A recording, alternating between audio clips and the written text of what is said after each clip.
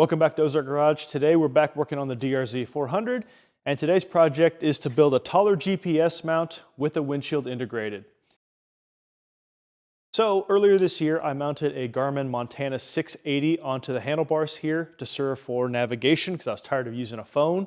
Overall it's worked great. I've used it to ride around here locally on a bunch of rides, took it to Colorado, rode around, used it for navigation in a bunch of unfamiliar territory.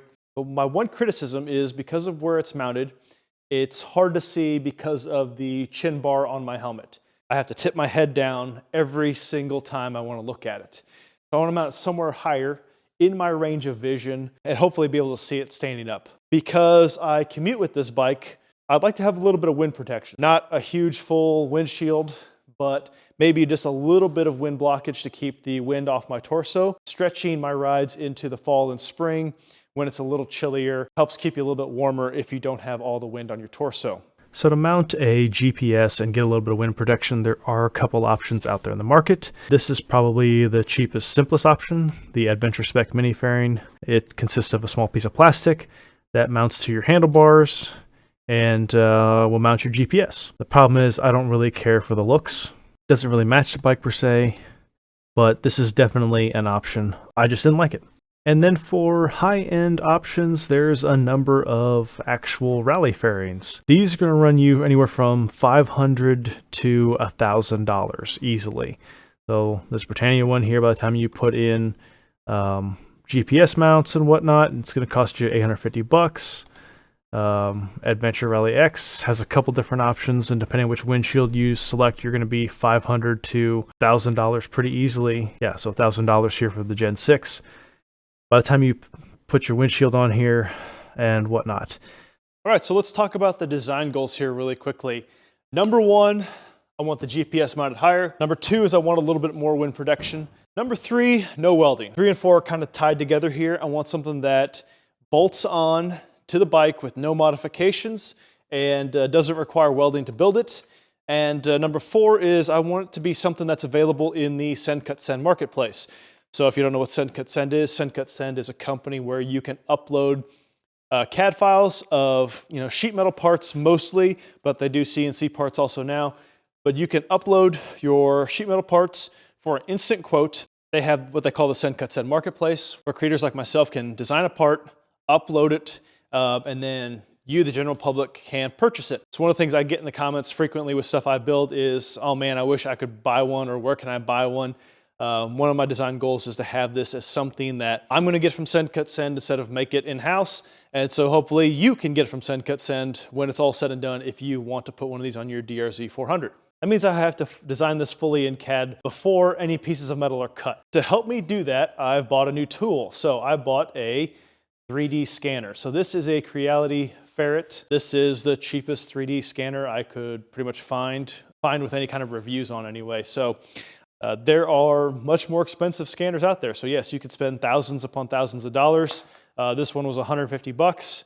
Hopefully this is good enough to give me a reference. So I'm going to take the front fairing off the DRZ400 here, and then I'm going to do a 3D scan so I have a reference of the front of the motorcycle in CAD to kind of build around, because I want to use factory mounting points. Like I said, no welding, no cutting, no modifications to the bike. Probably not going to get super in depth on how to use this. There's plenty of other videos of people who do it much better than me. And like I said, I'm kind of learning as I go when I do this. So overall, seems like it's pretty easy to use. Try to keep the slider over here on the left in the green zone and keep scanning areas until it shows up green in the model, and it seems like it's working out all right. One of the things I had to do was I had to tape over the headlight. Didn't seem like it liked the reflective lens, which isn't all that surprising when you think about it, because this uses a couple cameras and a LiDAR system to scan the bike. I'm leaving the headlight in there because I want to try to build the GPS mount and windshield around the stock headlight if I can. I've already got an LED bulb in there, so I think if I can use the stock headlight, that'd be handy. Now I'm gonna have to go through the tutorials and figure out how to clean this up and make this into something usable. All right, so I took the 3D scan I made earlier, imported it into SolidWorks. I've added X, Y, Z planes into it, and I've simplified the mesh, so all of these triangles by about 90%. So it's much easier for me to handle on this computer. If I zoom in, you can see that I've still got, plenty of detail, headlight, forks. Here's my mount here. The other mounting boss is this down here. So this is my first design of a windshield for the DRZ. Not totally in love with it, but this will get me started for modeling around. And this is my first attempt at the rally tower itself, if you will, which would mount the windshield and my GPS up here. I think it looks a little bit like Optimus Prime, and it just looks kind of funky. So I think it's too wide, it's too bulky, too squared. Needs to have some more shape to it. And kind of from the rider's perspective, it'd be something like this. So I'm scrapping this design and I'm going to try something a little bit different. So here we've got two 45-degree bends, making kind of a V. And my goal with this was to kind of match the sides of the headlight a little bit.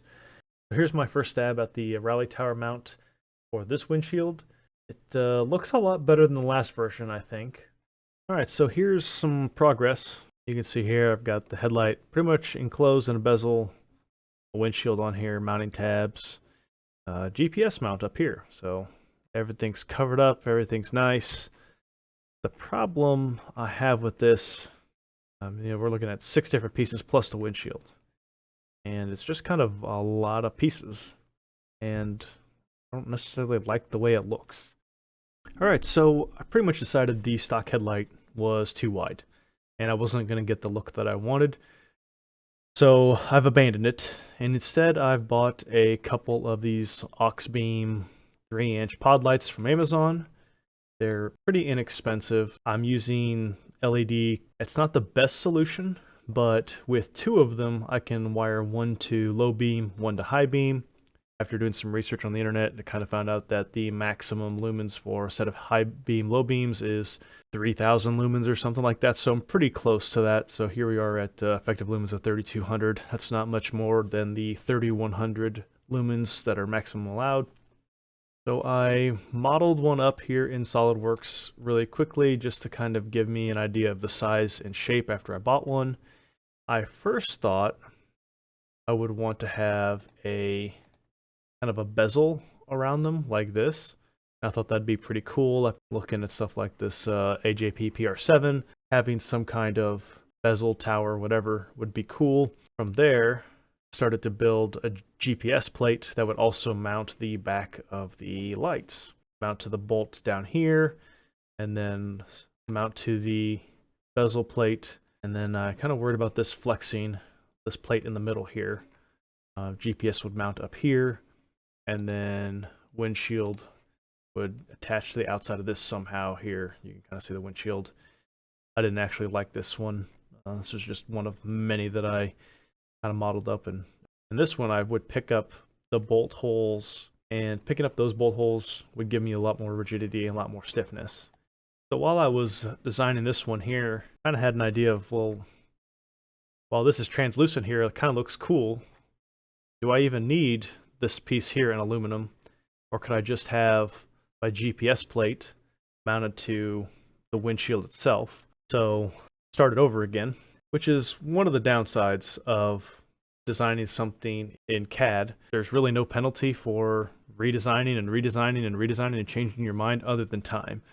Put some holes in here for my turn signals because I'm going to relocate them to the rally tower. Standard amps mount here, so horizontal or vertical, whichever way. And then I figured I'd go ahead and mount a 12-volt outlet. Just kind of one of these cheap 12-volt outlets that are universal. And then spot here, a 1/2-inch hole for a toggle switch, and it can be drilled out to a 3/4 for a kind of a rocker switch if you want there. And one of the upsides of my repeated redesign is I'm down to 2 pieces now. So the rally tower aluminum piece should be able to be made out of 1 piece of aluminum and then 1 polycarbonate windshield, and should be ready to go. And so that will keep the cost down. Probably put some more holes in the back for wiring to run. And then other than that, it'll be time to get it ordered from SendCutSend. All right, so we've got some parts here from SendCutSend. If you've never used SendCutSend, it's pretty cool. You can upload your files directly to their website and get an instant quote. They do sheet metal, CNC machining, plastics, all sorts of stuff. Thanks to SendCutSend for partially sponsoring this video. I uploaded these less than a week ago, and here we are. We've got bent sheet metal parts ready to assemble and install, hopefully, if I design them correctly. So let's see what we got. So here's the windshield, and here's the mini rally tower, if you will. Hopefully my bolt holes all line up. I'll find out here. So let's go ahead and take off the stock headlight on the bike and see how these fit up.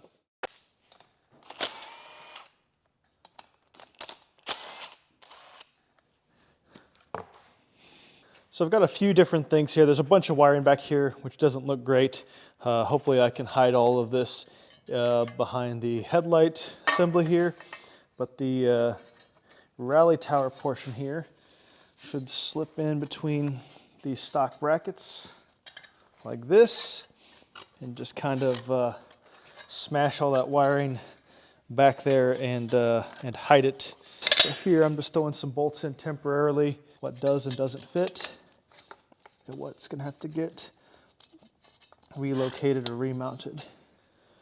So overall that looks like it's going to fit. My slot down here will pick up this screw down here. When this is all tight, it should sit in there a little bit better.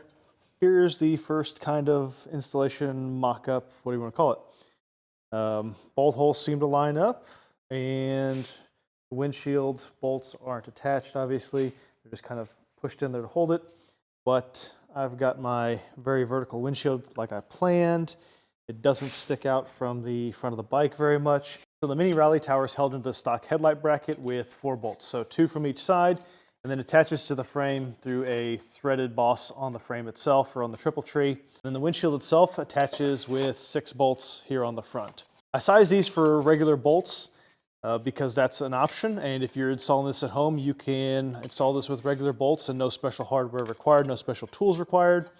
But I'm going to use threaded inserts. So these are riv nuts is what they're called a lot of times, but like a pop rivet that goes into the hole here, and then you use a special tool to compress it, and then you have a threaded boss already installed in your sheet metal. I'm going with these because I want to be able to add or remove the windshield, so if I need to get in here, do any maintenance, re-aim a headlight, fix any wiring, I want to be able to take off the windshield or take the whole assembly off using nothing but a screwdriver. So I'm going to go ahead and drill these out to 23/64, which is the size for these ones here, and go ahead and install them. I went ahead and threw the headlights into the rally tower and peeled the protective plastic off of the polycarbonate so you could kind of get an idea what it looks like. So I am planning to paint this black. If you want to run it silver, obviously you could run it silver.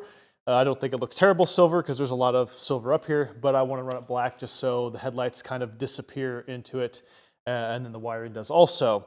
So next step, now that I've got the hardware inserted, is I'm going to pull this off and I'm going to paint it.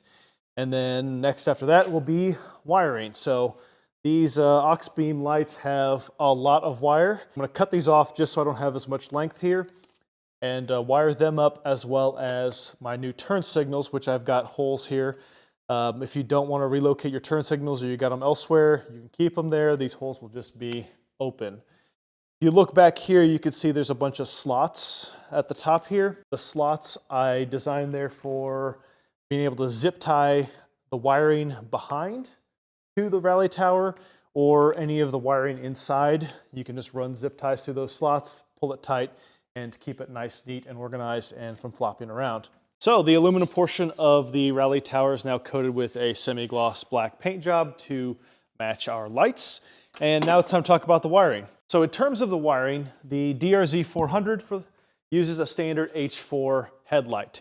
Has a 3-prong plug on the back.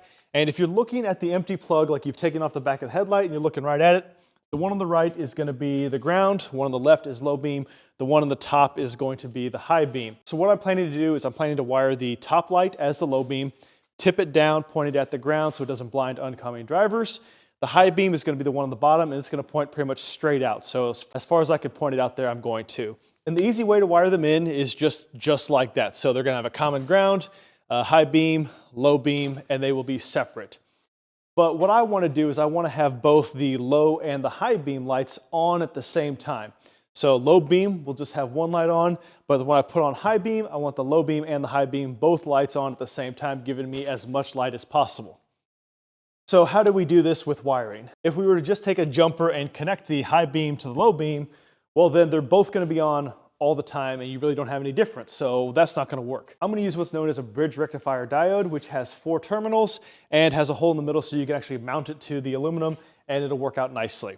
So a diode is nothing more than a check valve or one-way valve for current or electrons, if you will. So if you look at the bridge rectifier diode, it's got 3 terminals that are horizontal and 1 vertically when you're holding it in the proper orientation. The 1 vertical output is going to go back to our low beam, and then these 2 horizontal terminals that are catty corner from one another are going to get connected to the high beam circuit.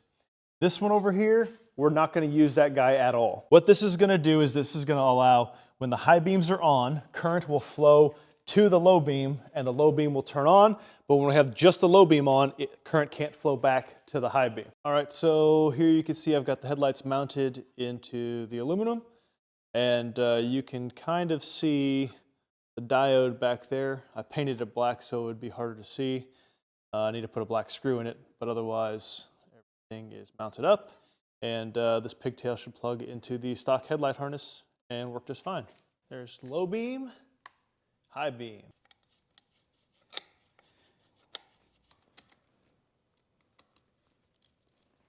So this is the cleanest and most scratch-free this windshield will ever be again.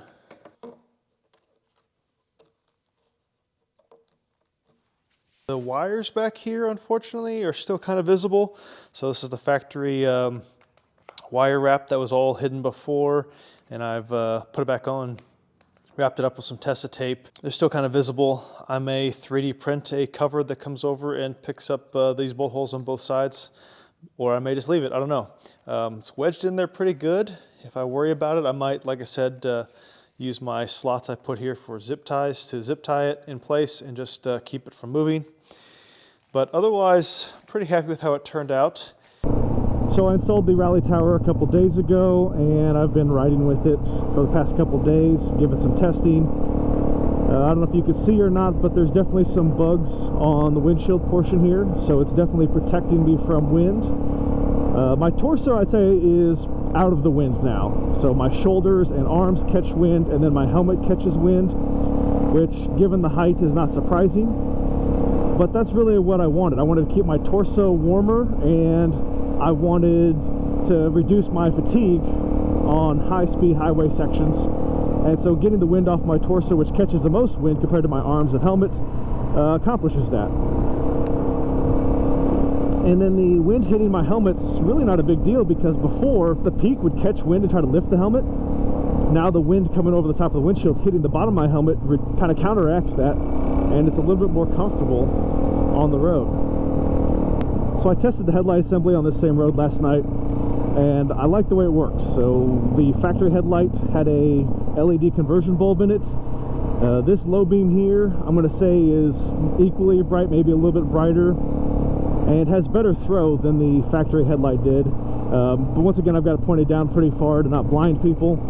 And then on high beam, it kicks up and shoots down the road and gives me plenty of visibility for even a really dark gravel road like this that's twisty. The GPS is kind of hard to see with this bar in the way here, but the GPS is definitely high enough that I can see it without tipping my head down, which is one of the other goals I wanted to accomplish. Standing up though, you know, you still got to tip down to see it, but it is more visible and much easier to see than it was before. All right, so now let's talk about the cost of all these parts and where you can get them if you want to build your own. The tower kit itself, right now on SendCutSend Marketplace, $149.99. That gets you the aluminum tower and the polycarbonate windshield. I'll put a link in the description below. And if you purchase one of those, you're helping support the channel, so appreciate that.